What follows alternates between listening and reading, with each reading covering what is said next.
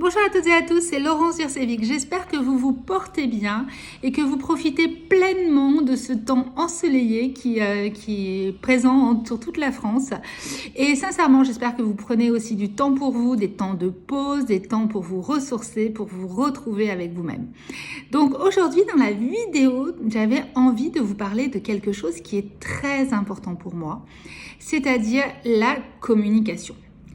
Si vous avez des ados, si vous êtes en couple, si vous avez des amis, enfin comme tout le monde je pense, généralement il arrive des moments où on peut rentrer en non-communication avec l'autre et ou sinon la communication est complètement bloquée, j'ai eu un litige, j'ai eu un conflit avec la personne et c'est vrai que ça me peine émotionnellement, c'est un petit peu compliqué, ça vient réveiller peut-être des choses du passé par rapport à mon enfance, à mon éducation, à mon adolescence, les personnes que j'ai rencontrées, mes éducateurs, voilà, donc la mécommunication et la non-communication avec l'autre peut amener effectivement un conflit et peut amener un mal-être au quotidien si vraiment on est touché par la personne et si la personne est importante pour nous.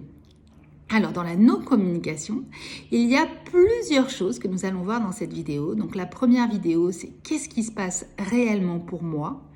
Comment je peux me poser et en me posant les bonnes questions, trouver une interprétation et une solution différente à ce que j'ai vécu.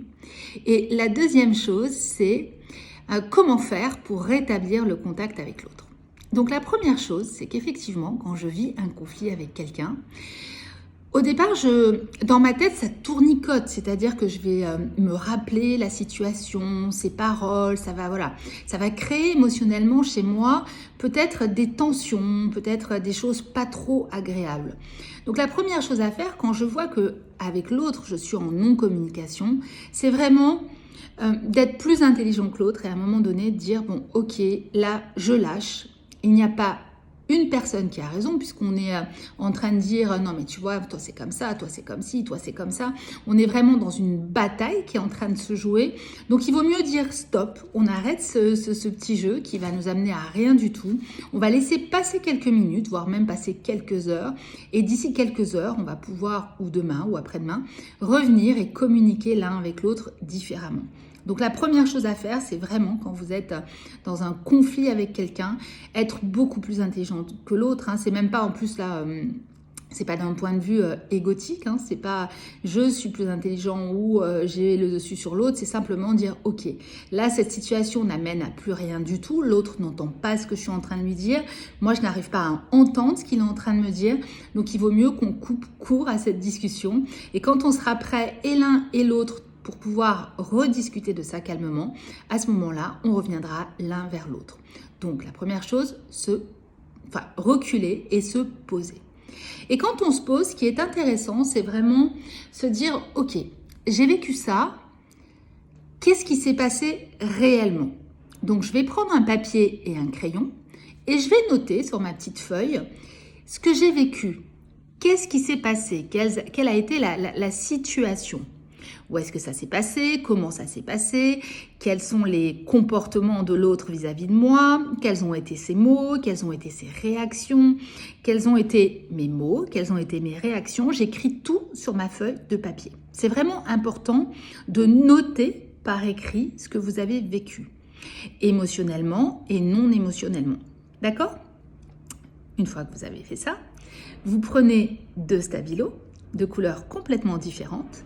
Avec le premier stabilo, vous allez me surligner tous les mots, toutes les phrases qui sont en réalité des faits. Et avec l'autre stabilo, vous allez surligner tous les mots ou toutes les phrases qui sont des interprétations. Alors j'explique. Un fait, c'est aujourd'hui, je fais une vidéo en face de vous. D'accord ? Donc, aujourd'hui, je fais une vidéo, c'est exactement ce qui se passe, c'est un fait. D'accord ? En face de vous, j'en sais rien, parce que vous n'êtes peut-être pas là, et déjà, vous n'êtes pas dans la pièce. Donc, en face de vous est une interprétation. Pareil, si je dis, je suis en train de faire une vidéo qui va vous apporter des clés et des solutions. Je suis en train de faire une vidéo, c'est ce que je fais. Ok ? qui va vous apporter des clés et des solutions. Ce n'est que mon interprétation, parce que peut-être que vous allez regarder cette vidéo et qu'elle ne va rien vous apporter. Ok? Un autre exemple qui sera peut-être beaucoup plus parlant. J'ai mis une chemise rouge qui me va très bien. J'ai mis une chemise, ok, si elle est rouge, c'est un fait, qui me va très bien, c'est une interprétation. Donc, une fois que vous avez fait ça, vous me surlignez avec le premier stabilo tout ce qui est un fait et avec le deuxième stabilo tout ce qui est une interprétation. Ok? Une fois que vous avez terminé cette phase-là, vous allez regarder ce que vous avez écrit, ce que vous avez surligné des deux couleurs différentes et simplement vous poser la question. Ok, alors ça c'est un fait, ça c'est une interprétation. Dans mon interprétation, quelle est la part émotionnelle de moi qui est en train de se réveiller à ce moment-là? Ok? Et qu'est-ce que ça me rappelle? Vers quoi ça me renvoie? Qu'est-ce que ça fait en moi? Est-ce que ce sont des mots bien précis que la personne a utilisés? Parce que si vous voulez, ce qui se passe, c'est que quand on a une altercation avec l'autre, alors parfois, c'est effectivement des faits réels, il s'est passé des choses, on est en altercation avec l'autre par rapport à une situation bien précise, mais l'interprétation que je vais avoir de cette situation, en réalité, me parle de moi. C'est-à-dire que l'autre n'est qu'un miroir, l'autre n'est si vous voulez, qu'un acteur de la situation. C'est un peu comme si on regardait un film ou une pièce de théâtre et qu'on participait à cette pièce de théâtre ou à ce film en tant qu'acteur et que l'autre est là pour me montrer, pour me dire des choses, pour m'impacter, pour me toucher. Et émotionnellement, ça vient réveiller des choses. Mais tout ce que ça vient réveiller émotionnellement, tout ce que ça vient impacter, tout ce que ça vient toucher, c'est vraiment là pour me faire travailler. Ce sont des choses que je n'ai pas travaillées en moi. Ce sont des choses avec lesquelles je ne suis toujours pas alignée. Et ce qui fait que quand l'autre me parle avec ces mots, avec cette manière d'être, cette manière de faire, ça va venir réveiller chez moi cette partie émotionnelle qui n'est toujours pas réglée. Donc du moment où on part du principe que dans mon altercation avec l'autre, il y a des faits, il y a des interprétations, ça, c'est la première chose à faire. La deuxième chose à faire, c'est effectivement ces interprétations que j'ai par rapport à la situation.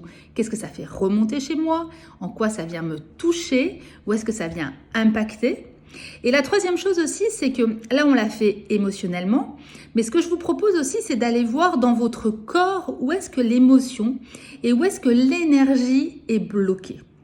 Et à ce moment-là, l'endroit où l'énergie ou l'émotion est bloquée, ce que je vous propose, c'est vraiment de fermer vos yeux et vraiment d'aller chercher l'endroit, de ressentir vraiment cette émotion qui est bloquée et juste avec des exercices de respiration en inspirant et en expirant. Alors pour ceux qui connaissent la respiration abdominale, je vous propose de mettre ça en place.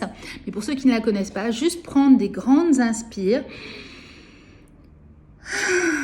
et je lâche complètement à l'endroit où est bloquée l'énergie. C'est-à-dire qu'en fermant les yeux, je vais aller visualiser l'endroit où l'énergie est bloquée avec l'émotion et simplement en prenant une grande inspiration et une grande expiration en envoyant cette expiration à l'endroit où l'énergie ou l'émotion est bloquée, je vais débloquer cette énergie et débloquer cette émotion.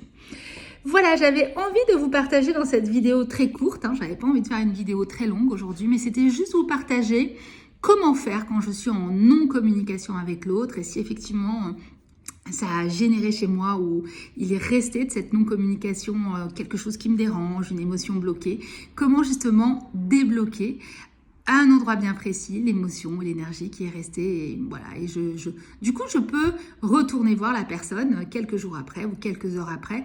Une dernière clé, attention, quand vous allez voir la personne, vraiment assurez-vous qu'elle est prête à rentrer en discussion avec vous parce que vous avez fait ce travail d'interprétation des faits, d'avoir respiré, d'être allé chercher localement où était l'émotion, où était le ressenti bloqué, mais elle n'a pas fait ce travail-là. Donc c'est important aussi quand vous allez recommuniquer avec elle, lui dire excuse-moi, mais est-ce que c'est ok pour toi qu'on parle? Est-ce que c'est ok pour toi? Est-ce que tu es dispo? Est-ce qu'on peut parler de ce qui s'est passé hier ou avant-hier? Voilà, laissez vraiment retomber les choses et posez la question et quand l'autre vous dit oui, c'est bon pour moi, allez-y. Maintenant, si l'autre vous dit ce n'est pas ok pour moi qu'on puisse discuter ensemble là parce que c'est encore trop frais, acceptez. Ce n'est pas par rapport à vous, c'est que effectivement, émotionnellement, c'est encore présent. Donc, laissez-lui le temps de revenir vers vous et dites-lui bon bah voilà, c'est ok pour moi. Quand tu te sentiras prêt, bah, tu peux venir, on peut en discuter. Voilà, je vous souhaite à toutes et à tous une très très belle journée. Je vous dis à très bientôt et je vous souhaite et je vous dis au revoir. Et prenez surtout bien soin de vous et profitez de respirer, de vivre, de sourire. La vie est belle. Au revoir.